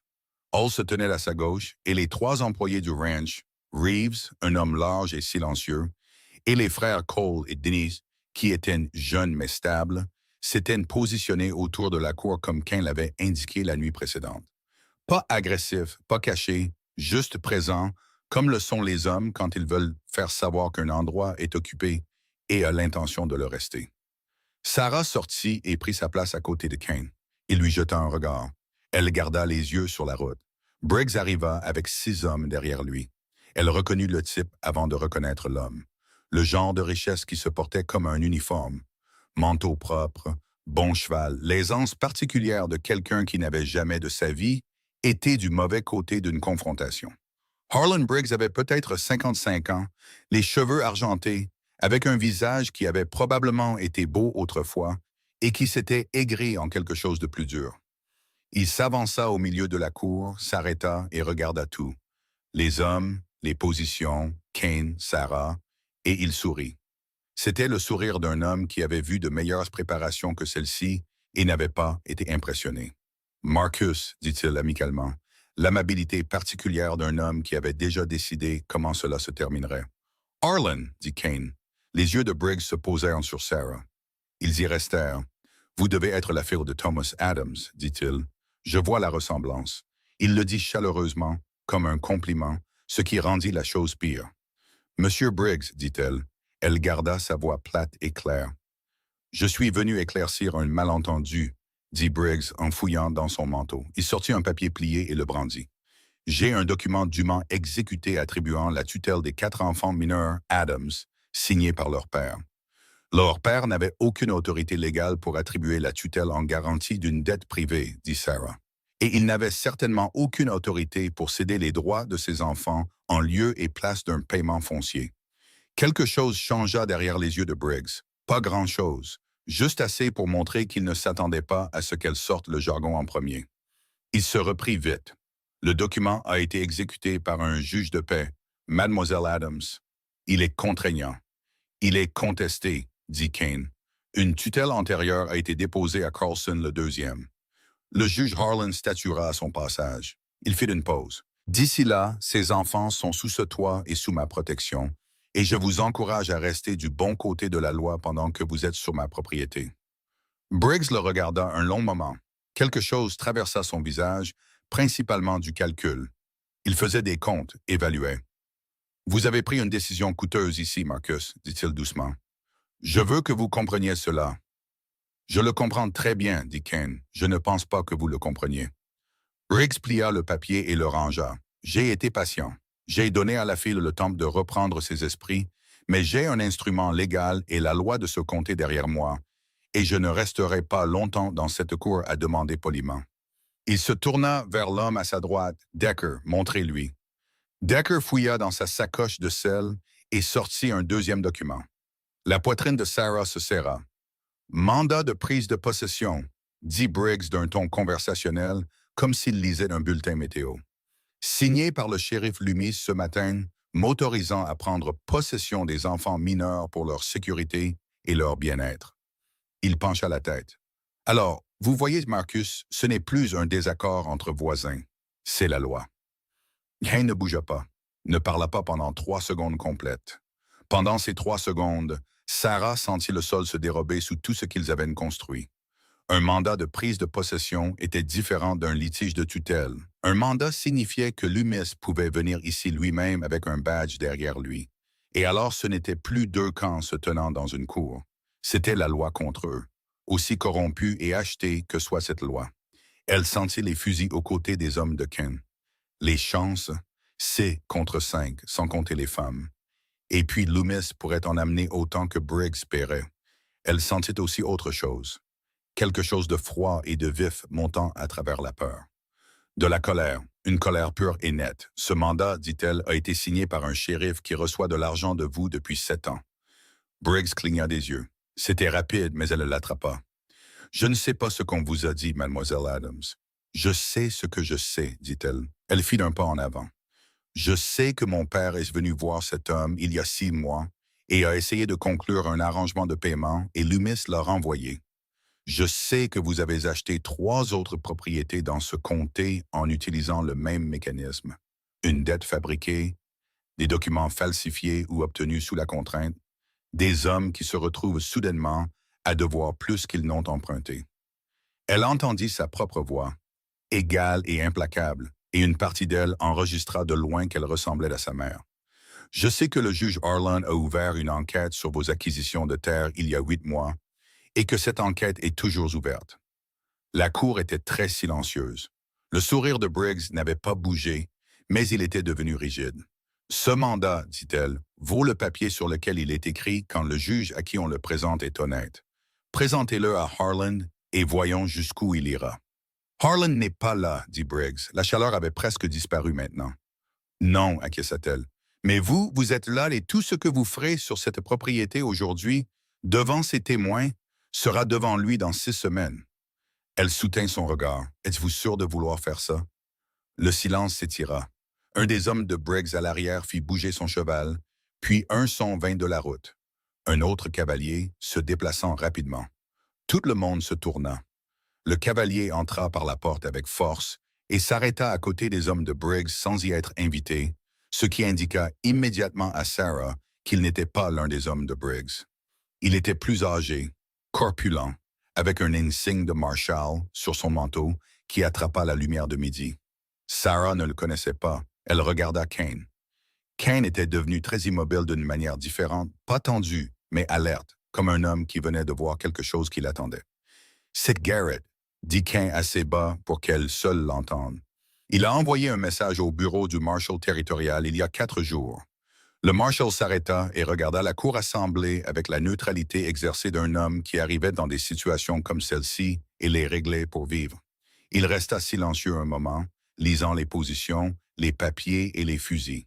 Puis il regarda Briggs. « Monsieur Briggs, dit-il, Marshal Tate, Bureau territorial. » Il fouilla dans son manteau et sortit son propre papier. « J'ai ici un avis d'enquête fédérale concernant les acquisitions de terres dans ce comté remontant à 3 ans.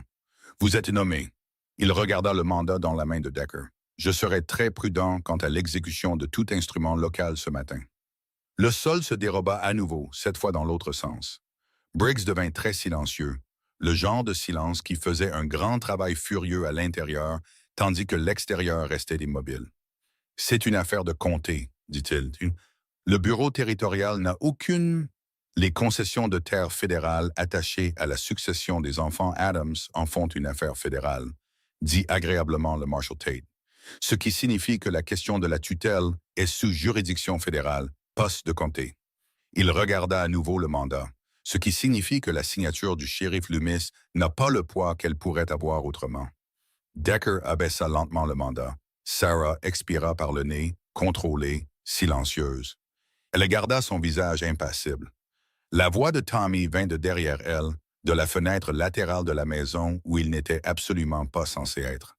« On a gagné? » « Tommy, dit-elle sans se retourner. « À l'intérieur. » Une pause. « Mais est-ce qu'on a... » « À l'intérieur. » La fenêtre se ferma. Briggs regarda Kane.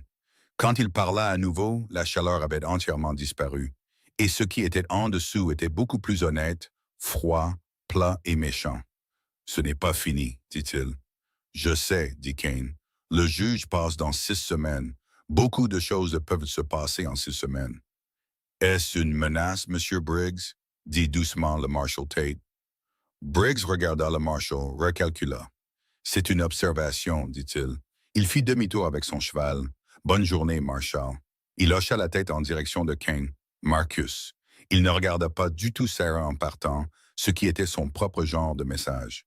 Elle était maintenant indigne d'attention, ce qui signifiait qu'elle avait gagné cette manche, et il voulait qu'elle sache que les manches n'étaient pas terminées. Ses hommes suivirent. Decker était le dernier. Il regarda Sarah en passant, et ses yeux pâles d'inventaire disaient « Je vous reconnaîtrai ». Puis il fut parti. La cour laissa échapper un souffle collectif. Reeves émit un son qui aurait pu être un rire. Cole dit quelque chose à Ney que Sarah ne comprit pas. Hull retourna vers la grange avec l'attitude d'un homme qui en avait vu beaucoup et en verrait beaucoup plus et n'était absolument pas dérangé par tout cela. Le Marshal Tate descendit de cheval et serra la main de Kane. « Juste à temps, dit-elle. « Vous êtes arrivé, dit Kane. C'est ce qui compte. 4 jours, c'est rapide pour le bureau territorial, dit Tate avec une légère emphase qui suggérait que cela avait demandé des efforts. Je dois vous parler, à vous et à la jeune femme, de l'enquête. Il y aura une procédure formelle devant Arlon et je veux des déclarations. Bien sûr, dit Kane. Il regarda Sarah. Elle hocha la tête. Sa main sur le fusil avait été crispée pendant les 20 dernières minutes et elle desserra ses doigts maintenant, un par un, délibérément, se forçant à se détendre. Mademoiselle Adams, dit Tate, la regardant avec une expression qui se situait entre le respect professionnel et la surprise. Vous étiez bien préparé. Nous avions de bonnes informations, dit-elle. Vous aviez du crâne, dit-il simplement. Ce n'est pas la même chose et ça compte plus. Elle n'avait rien à dire à cela. Elle se tourna et entra dans la maison. Tommy était dans le couloir, vibrant pratiquement. Que s'est-il passé? L'homme avec l'insigne était-il de notre côté? Que dit Briggs quand de cuisine? Elle dit « Asseyez-vous tous ». Ils se rassemblèrent, Tommy, Eliza, Clara serrant Smoke dans ses bras. Sarah s'assit en face d'eux, prit une inspiration, puis une autre. « On va bien, dit-elle. Briggs est parti. Est-ce qu'il revient? Dit Tommy. « Probablement pas ici. Pas comme ça. » Elle regarda son frère. « Il va y avoir une procédure légale, une vraie, devant un juge qui n'est pas dans la poche de Briggs. Nous avons les documents dont nous avons besoin. Nous avons des témoins. » Elle fit une pause. « On n'a pas fini, mais on ne fuit plus non plus. » Tommy réfléchit à cela. « Alors, on reste. On reste. » Eliza tendit la main sur la table et la posa sur celle de Sarah sans un mot. Elle la posa simplement là, sa petite paume plate sur les jointures de Sarah. Sarah retourna sa main et la serra. Clara la regarda sérieusement. « Est-ce que Smoke peut rester aussi? » « Oui, dit Sarah, et quelque chose se brisa dans sa voix au dernier mot qu'elle aurait attendu. « Le chat peut rester. » Elle était toujours assise là 20 minutes plus tard quand Kane entra. Il entra dans la cuisine et se tint dans l'embrasure de la porte, sans s'imposer, juste présent. Et il les regarda tous les 4 à table, et son visage fit à nouveau cette chose silencieuse et profonde. Et Sarah la comprenait mieux maintenant qu'il y a 4 jours. Il regardait quelque chose qu'il avait perdu, et aussi quelque chose qui, peut-être, d'une manière fragile et non confirmée, commençait à être retrouvé. Tate va avoir besoin de ces déclarations, dit-il. Nous les donnerons. Il hocha la tête, ne bougea pas. Vous étiez, il s'arrêta. Elle le regarda. Ce que vous avez dit à Briggs? Il dit, à propos de l'enquête, des autres propriétés. D'où teniez-vous ça? De Hull, dit-elle. Hier soir, après que vous soyez sorti parler aux hommes. Il s'est assis avec moi pendant 1 heure à cette heure et m'a dit tout ce qu'il savait. Elle fit une pause. Hull sait beaucoup de choses. Kane regarda par-dessus son épaule vers la grange avec une expression de respect exaspéré. C'est vrai, dit-il. Vous devriez probablement le lui dire de temps en temps, dit-elle. Le coin de sa bouche bougea. J'y penserai. Il entra alors, complètement, et s'assit à la table en face d'elle. Et Tommy se lança immédiatement dans un récit détaillé et principalement exact de tout ce qu'il avait vu de la fenêtre latérale, ce qui était plus que ce que Sarah avait réalisé qu'il avait vu, et elle nota cela pour plus tard, le fait remarquable de l'observation de son frère. Et Kane écouta tout avec une attention complète, posant des questions, prenant le récit de Tommy au sérieux d'une manière qui signifiait tout pour un garçon de 9 ans qui avait besoin de savoir que ce qu'il avait vu, fait et enduré comptait. C'était ça, pensa Sarah. C'était cette chose spécifique dont elle allait devoir se méfier le plus. Pas le titre de propriété, pas les manœuvres légales, pas même la confrontation dans la cour. C'était la façon dont Marcus Kane s'asseyait à une table de cuisine et écoutait son frère de 9 ans, comme si ce que Tommy avait à dire était important, parce que les enfants allaient l'aimer si elle ne faisait pas attention, et elle commençait à comprendre qu'elle devait aussi faire attention à elle-même. Le Marshal Tate resta l'après-midi et prit les déclarations de Sarah et de Kane, nota le titre de propriété et le dépôt de tutelle, et nota tout de la manière délibérée et approfondie d'un homme qui comprenait que la paperasse était le véritable champ de bataille dans des situations comme celle-ci. Il but 2 tasses du café de Kane et dit à Sarah 2 fois, de différentes manières, que son témoignage allait beaucoup compter devant Harland. Briggs a de l'argent, dit-il, mais il n'a pas une trace écrite propre. Et maintenant qu'une enquête fédérale est officiellement ouverte, chaque mouvement qu'il fait est scruté. Il la regarda fixement. Vous devez comprendre qu'il ne s'en prendra plus à vous directement. Pas avec un mandat, pas ouvertement, mais il trouvera un autre moyen. Quel genre de moyen? Dit-elle. Tate regarda sa tasse de café. Le genre qui est plus difficile à voir venir. Elle garda cette pensée longtemps après son départ, la retourna, l'examina sous tous les angles. Elle était dans la chambre est, couchant Clara. La petite fille avait manqué d'élan entre 2 respirations, comme le font les enfants, et dormait avant que Sarah ait fini de border la couverture, quand elle entendit les bottes de Kane sur le plancher du couloir. Il s'arrêta devant la porte entr'ouverte. « Elle dort ?» dit-il doucement. « À l'instant. » Une pause. « Puis-je vous montrer quelque chose? » Elle sortit et le suivit dans le couloir jusqu'à la fenêtre au fond qui faisait face au nord. Il se tint à côté et montra du doigt. Il y avait une lumière sur la crête nord. Petite, stable, immobile. « Quelqu'un surveille la propriété, » dit-elle. « Depuis la fin de l'après-midi, » dit-il. « Un de mes hommes l'a repéré il y a 1 heure. » Elle regarda la lumière, pensa à ce que Tate avait dit, le genre qui est plus difficile à voir venir. « Briggs agit vite, » dit-elle. « Il n'aime pas perdre, » dit Kane. Elle se détourna de la fenêtre. Elle était fatiguée, le genre de fatigue qui allait jusqu'à l'os, le genre que la confrontation et l'adrénaline avaient repoussé toute la journée et qui réclamait maintenant son dû. Ses mains étaient instables, mais elle voulait trembler, et elle les en empêchait par la force. « Nous devons supposer que quelqu'un va essayer de s'emparer du titre de propriété, » dit-elle. « Je l'ai déplacé. » Kane dit, « Il n'est pas dans la maison. » Elle le regarda. « Où? » »« Sur la propriété de Garrett. Sa femme a un coffre-fort que Briggs ne connaît pas. » Il la regarda dans les yeux. « Je l'ai envoyé avec Tate quand il est parti. » Elle le fixa. « Vous l'avez confié au Marshal, l'endroit le plus sûr où il pouvait être jusqu'à la procédure. » Elle retourna cela dans sa tête, chercha des failles, n'en trouva aucune. « Quand avez-vous décidé ça? » « Environ 30 secondes après l'arrivée de Tate ce matin, dit-il. Quand j'ai vu le mandat et compris que Briggs avait quelqu'un au bureau du shérif, j'ai su que le titre de propriété ne pouvait pas rester ici. Il avait pris 2 décisions comme ça maintenant, rapides, nettes, sans la consulter, et toutes les deux justes. Elle n'était pas sûre si c'était réconfortant ou terrifiant. Vous prenez beaucoup de décisions rapidement, dit-elle. Oui, dit-il sans s'excuser. Vous devriez probablement travailler là-dessus, dit-elle. Oui, dit-il à nouveau, et cette fois, le coin de sa bouche bougea, et elle le sentit, cette petite chaleur traîtresse, et elle se retourna vers la fenêtre nord et la lumière lointaine et stable. Cette lumière me dérange plus que les hommes dans la cour, dit-elle. Moi aussi. Il resta silencieux un moment. Je ne vais pas dormir cette nuit. Moi non plus. Une autre pause. Vous pourriez, dit-il. Je veillerai. Elle le regarda. Vous n'avez pas dormi correctement depuis 2 semaines, dit-il. Direct, factuel. Aucune suggestion de faiblesse dans l'évaluation. Vous avez besoin de quelques heures. Je vous appellerai si quelque chose bouge. Elle pensa à dire non. Elle avait ses arguments prêts. Elle ne faisait pas encore assez confiance. Elle devait rester éveillée. Elle ne pouvait pas se le permettre. 4 heures, pire, dit-elle. Vous m'appelez au moindre changement. Au moindre, acquiesça-t-il. Elle retourna vers la chambre est, s'arrêta dans le couloir. Marcus. Oui. Qu'avez-vous dit à Elisa? Dit-elle. Dans la cour, le 2e jour, quand elle vous a donné le bouton.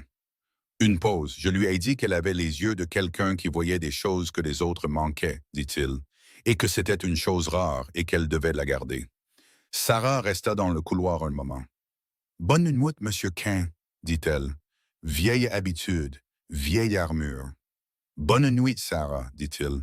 Elle entra et s'allongea à côté de Clara, entièrement habillée, le fusil à portée de main, et elle regarda le plafond et écouta sa petite sœur respirer. Et elle pensa à Briggs et à la lumière sur la crête, et au titre de propriété dans un coffre-fort aux côtés de Tate, et elle pensa à 6 semaines jusqu'au juge de circuit et à tous les espaces entre-temps où les choses pouvaient mal tourner. Elle s'endormit en 4 minutes. Elle ne s'y attendait pas, mais son corps savait quelque chose. Son esprit travaillait encore sur le fait qu'il y avait un homme qui montait de la garde au bout du couloir et qu'il s'était prouvé au cours de 4 jours d'une manière qui comptait, et quelque chose de petit et de verrouillé en elle avait pris une décision silencieuse à propos de Marcus Carne que son esprit conscient n'avait pas encore tout à fait rattrapé. Elle dormit, dehors. La lumière sur la crête brûlait, stable, et quelque part dans le noir, Arlen Briggs était assis, avec un problème qu'il n'avait pas encore résolu. Et un homme comme ça n'arrêtait pas de résoudre. 6 semaines, 5 semaines et 6 jours maintenant. Chacun d'eux devait encore être mérité.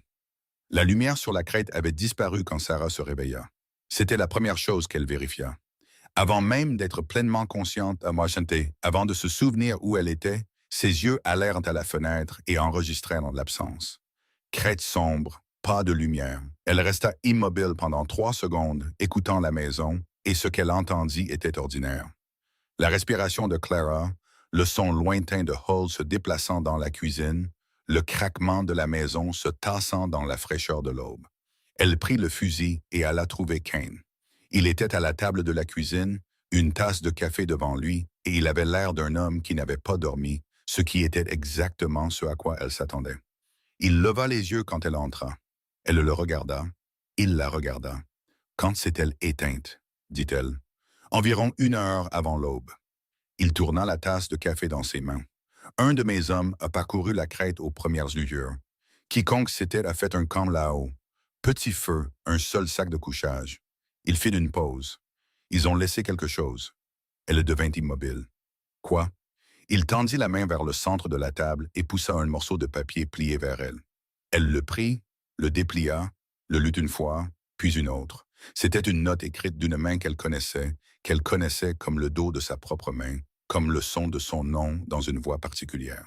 Parce que cette main avait écrit ses leçons d'école, ses lettres d'anniversaire et les listes de courses qui avaient été épinglées à la porte de la cuisine chaque samedi matin, depuis aussi longtemps qu'elle pouvait s'en souvenir.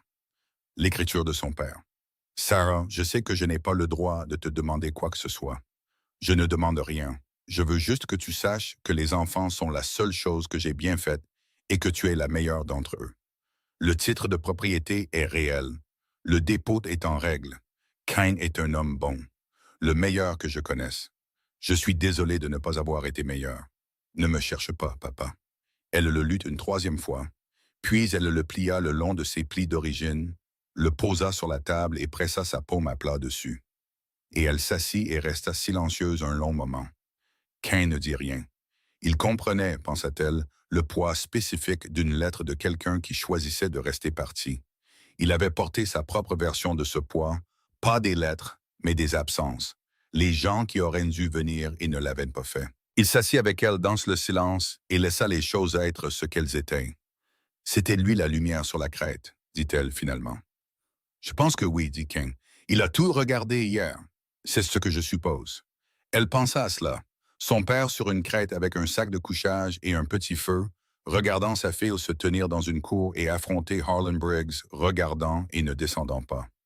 Elle se laissa sentir la forme complète de cela, le chagrin et la colère, et quelque chose d'autre en dessous pour lequel elle n'avait pas de mots clairs, l'amour compliqué qui ne disparaissait pas simplement parce qu'une personne vous avait déçu. « Il ne reviendra pas, dit-elle. »« Non, dit King. Je ne pense pas. Alors les enfants sont à moi, dit-elle. Pas une question. Une déclaration de fait prononcée à voix haute pour la rendre réelle, légalement et de toutes les autres manières. Oui, dit-il, quand la procédure sera terminée, oui. Elle retira sa main de la lettre, la laissa sur la table. Je veux que Tommy ait ça un jour, dit-elle, quand il sera assez grand pour le porter. Je le garderai en sécurité jusqu'à ce moment-là, dit King. Elle le regarda par-dessus la table et elle pensa. Il y a 4 jours, j'avais un fusil dans un sac à farine et 3 enfants affamés dans une grange. Il y a 4 jours, cet homme était une voix derrière une porte et une paire de bottes sur du gravier, et elle avait compté 30 secondes et était prête à tirer. 4 jours, ce n'est pas long, et aussi elle commençait à comprendre que c'était amplement suffisant pour savoir certaines choses sur une personne si on y prêtait attention et qu'elle vous donnait des raisons de le faire. La procédure est dans 6 semaines. Elle est dit, un peu moins.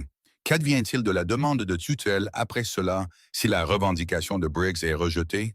Il la regarda directement. C'est votre décision. Il dit, je vous ai dit quand je l'ai déposé que c'était un outil, pas une revendication. Il fit une pause. Si vous voulez qu'elle soit dissoute après la décision du juge, je signerai tout ce qui doit être signé. Elle hocha lentement la tête. Et si je ne voulais pas qu'elle soit dissoute? La cuisine devint très silencieuse. Cain posa la tasse de café. Il la regarda avec cette attention pleine et égale qu'elle avait appris à être simplement sa façon de regarder les choses qui comptaient pour lui. Alors elle ne serait pas dissoute, dit-il. Elle soutint son regard. Ce n'est pas une réponse à ce que je demandais vraiment. Je sais, dit-il. Je suis prudent. Moi aussi, elle dit. Ça ne veut pas dire qu'on ne peut pas dire ce qui est vrai. Il resta silencieux un moment. Dehors, elle entendit la voix de Tommy, déjà levé, suivant déjà Hall quelque part avec sa curiosité implacable. Elle entendit Clara appeler quelque chose au chat de la grange. Les sons ordinaires d'un matin. Ce qui est vrai, dit Cain lentement, c'est que cette maison est silencieuse depuis 4 ans, et en 4 jours, elle ne l'est plus, et je ne... Il s'arrêta. Je ne trouve pas ça désagréable. Non, dit-elle, moi non plus. Ils se regardèrent par-dessus la table, et ce n'était pas une déclaration, et ce n'était pas une promesse, et ce n'était pas non plus rien. C'était le genre de choses qui se disaient une fois et qui devenaient ensuite partie de la fondation de quelque chose, tranquillement, sans cérémonie. 6 semaines, dit-elle. 6 semaines, acquiesça-t-il. Elle se leva, prit le café et alla se tenir dans l'embrasure de la porte arrière. Tommy était dans la cour, expliquant quelque chose de très compliqué à Hall avec une corde. Clara menait un débat philosophique à sens unique avec Smoke pour savoir s'il voulait entrer ou rester dehors, et l'opinion de Smoke sur la question était claire et pas en faveur de Clara. Eliza était assise sur la clôture, regardant la route, comme Eliza regardait toujours les choses, immobile, patiente, voyant plus qu'elle ne disait. Sarah les regarda tous les trois, et elle se laissa le sentir.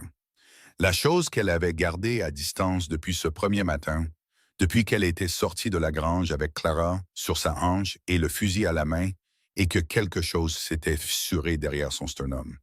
Elle se laissa le sentir pleinement. Comme on laisse un os se ressouder, ça faisait mal et c'était aussi le début de la guérison. Ils étaient en sécurité, pas de façon permanente, pas avec certitude, pas de la manière dont on voudrait que la sécurité soit absolue et garantie, mais ils étaient nourris et reposés. Et Eliza avait presque souri 3 fois hier. Et Tommy avait ri, vraiment ri, fort et soudain, comme il le faisait avant que les problèmes de leur père ne deviennent les problèmes de la famille. Et Clara avait nommé le chat de la grange et menait des négociations continues et sérieuses avec lui sur les droits territoriaux. Ils étaient en sécurité et ils étaient quelque chose qui approchait de l'intégrité. Et Sarah n'avait pas réussi cela seule.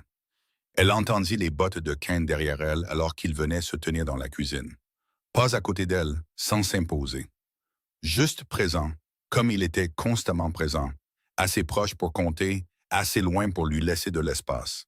Elle allait devoir travailler sur le fait qu'on lui donne de l'espace sans y résister par réflexe. Cela allait prendre du temps, elle en était consciente. Tate a envoyé un message ce matin. Kane dit que l'homme de Briggs, Decker, a été emmené au bureau du Marshall Territorial à Carson City la nuit dernière. Apparemment, il avait sur lui des documents concernant 3 autres propriétés. L'enquête vient de s'élargir considérablement. Sarah absorba cela. Briggs va devoir gérer ses propres problèmes pendant un certain temps, dit Kane. Ça ne le met pas hors jeu, mais ça l'occupe. Bien, dit-elle directement, avec conviction. Une pause. Puis Kane dit, il y a une autre chose. Elle se tourna pour le regarder.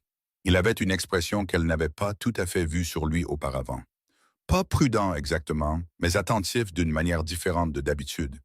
Comme un homme tenant quelque chose dont il n'était pas sûr de la façon dont cela serait reçu. Garrett est passé aux premières lueurs, dit-il. Avant que vous ne soyez levé, il avait un homme avec lui. Quel homme? Un avocat de Reno du nom de Creel. Il monte un dossier contre les acquisitions de terres de Briggs depuis 2 ans. Des clients privés, des gens que Briggs a évincés. Il veut vous parler. Elle fronça les sourcils. Pourquoi moi spécifiquement? Parce que la concession de terre de votre père est l'exemple le plus clair et le plus net de ce que Briggs a fait. Le titre de propriété est correctement enregistré.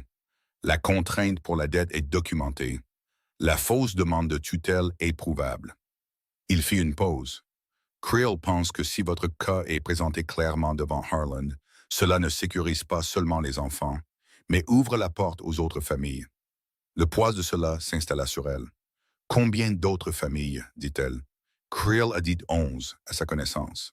11 familles, 11 groupes de personnes qui avaient perdu des terres, des biens, qui avaient été évincés par les mécanismes de Briggs, l'argent de Briggs et les morceaux de loi achetés par Briggs. Des gens qui n'avaient peut-être pas un Marcus Kane et un insigne de Marshall se présentant dans leur cour. Des gens qui avaient simplement perdu et n'avaient aucun moyen de se le défendre. Quand Creel veut-il me rencontrer, dit-elle. Aujourd'hui, si vous le voulez bien. Elle se retourna vers l'embrasure de la porte, regarda Tommy démontrer quelque chose à Hull avec une corde, démontrant, avec une grande autorité, une activité qu'elle était presque certaine qu'il n'avait apprise qu'hier. Oui, dit-elle, je le veux bien. La réunion avec Creel eut lieu sur la propriété de Garrett en milieu de matinée. C'était un homme petit et précis, avec des doigts tachés d'encre et le genre d'yeux vifs et silencieux qui manquait très peu de choses. Et il avait une maillette en cuir pleine de documents qu'il étala sur la table de la cuisine de Garrett et lui expliqua avec l'attention concentrée d'un homme qui travaillait à cela depuis longtemps. Il lui posa des questions, de bonnes questions. Elle y répondit directement et complètement, et il nota ce qu'elle disait avec une sorte d'urgence qui confirmait que c'était aussi important que Kane l'avait indiqué. Au bout d'1 heure, il leva les yeux de ses papiers. « Mademoiselle Adams, dit-il, je vais être franc avec vous. Votre cas est le plus solide que j'ai. Votre concession de terre est enregistrée au niveau fédéral. Vos frères et sœurs sont nommés. Le document de tutelle que Briggs a produit a 2 signatures falsifiées que je peux démontrer avoir été falsifiées. Si vous témoignez, si vous me laissez présenter votre cas comme l'affaire principale devant Harlan, je crois que nous pouvons non seulement sécuriser la position de votre famille, mais mettre fin à la capacité de Briggs d'opérer entièrement dans ce territoire. » Elle le regarda. Et les 11 autres familles. Chacune devient plus facile à juger une fois que le mécanisme est exposé, dit-il. Une partie des terres a disparu, vendue, trop compliquée à récupérer, mais d'autres, il prit un papier. Plusieurs peuvent être récupérés si les instruments originaux de Briggs sont invalidés. Elle y réfléchit moins longtemps qu'elle ne l'aurait fait 1 semaine auparavant, car 1 semaine auparavant, Elle était dans une grange et n'avait que la capacité de penser au lendemain. Maintenant, elle avait de la place pour penser à d'autres choses. Oui, dit-elle, vous avez ma coopération. Kane, assis à côté d'elle, ne dit rien, mais elle le sentit, cette qualité particulière de son immobilité qui signifiait quelque chose, qui signifiait qu'il prenait note, qui n'était pas tout à fait de la fierté parce que ce n'était pas à lui d'en avoir, mais qui y était adjacente. C'est sur le chemin du retour vers le double C que quelque chose se débloqua en elle. Ils étaient sur la route, Kane à ses côtés. La chaleur de l'été s'était installée sur tout et elle repassait les documents de Creel dans son esprit. Et puis elle pensa à la note de son père, et elle pensa à Tate, et elle pensa au visage d'Elisa 3 secondes après que Kane lui ait dit qu'elle avait les yeux de quelqu'un qui voyait des choses que les autres manquaient, et le poids accumulé de tout cela, de tout. L'arc entier, terrible et improbable, et ne se terminant pas mal, des 2 dernières semaines s'abattit sur elle d'un coup. Elle arrêta son cheval, Kane arrêta le sien. Il la regarda. Elle fixa la route devant elle un moment. Sa mâchoire était serrée. Ses yeux faisaient quelque chose sur lequel elle n'avait pas un contrôle total, ce qui était un développement nouveau et malvenu. « Sarah, dit-il. « Je vais bien, dit-elle. Les mots sortirent légèrement faux. « Je sais que vous allez bien, dit-il. Vous avez aussi le droit de ne pas l'être pendant 5 minutes. » Elle se tourna et le regarda, et il la regarda en retour, et elle pensa. 11 jours dans une grange. Un père qui l'aimait de la manière inadéquate et brisée dont certaines personnes aiment, réel, mais insuffisant, sincère, mais pas assez. 3 enfants qui avaient besoin qu'elle soit le mur. 6 semaines de peur sur lesquelles elle avait fonctionné et qu'elle avait épuisé et maintenant, elle n'avait nulle part où aller. Je ne pensais pas qu'on allait s'en sortir, dit-elle. Sa voix était très basse. Je veux que vous sachiez que je faisais ce que je devais faire et j'y croyais. Mais au fond de moi, chaque jour, j'étais terrifié d'avoir mené les enfants quelque part de pire que là où nous avions commencé. Mais vous ne l'avez pas fait, dit-il. Non, dit-elle, je ne l'ai pas fait, mais c'est en partie de la chance et en partie vous, et j'ai besoin que vous sachiez que je le comprends. C'est surtout vous, il dit, la chance n'a pas chargé ce fusil. La chance ne s'est pas tenue devant Briggs en citant une enquête fédérale de mémoire. Il la regarda directement. C'était vous, Sarah. Chaque chose que vous avez bien faite, c'était vous. Elle soutint son regard. Merci, dit-elle. Elle le pensait complètement, sans réserve, sans aucune des mesures prudentes qu'elle avait prises pendant 2 semaines.